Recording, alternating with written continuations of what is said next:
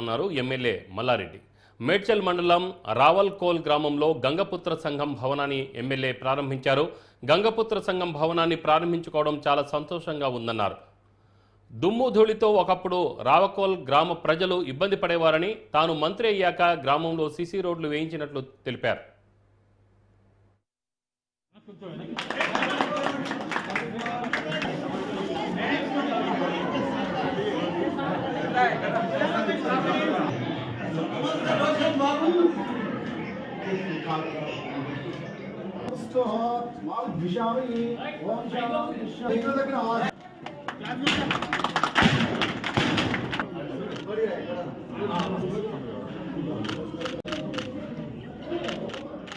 జరగనా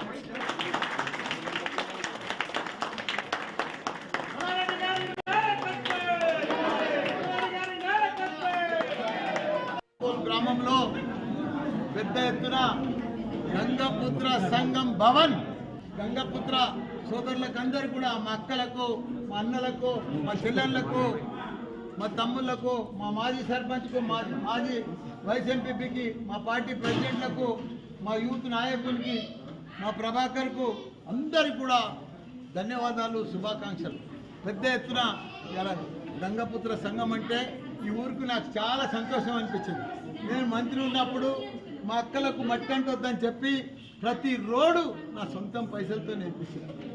అదే మాదిరిగా ప్రతి గుడి కూడా ఇలా యాదవులది కానీ, యాదవుల గుడి కానీ, మన గౌడ్స్ గుడి కానీ, ఇంకా ఎవరిదైనా ఏ సంఘందైనా సరే నా సొంతం డబ్బులు ఇచ్చి నేను వాళ్ళకి కొద్దిగా సహాయం చేసి వాళ్ళు కొద్దిగా డబ్బులు వేసుకొని ఇలా ఇవన్నీ కూడా కంప్లీట్ చేసుకున్నందుకు చాలా సంతోషం అనిపిస్తుంది. అదే మాదిరిగా కూడా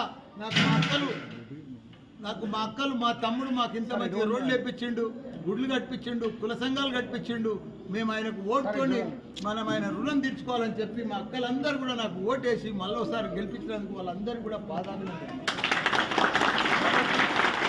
ఎప్పటికీ నా గొంతుల ప్రాణం ఉన్నంత వరకు నేను ప్రజలకు సేవ చేస్తూనే ఉంటా.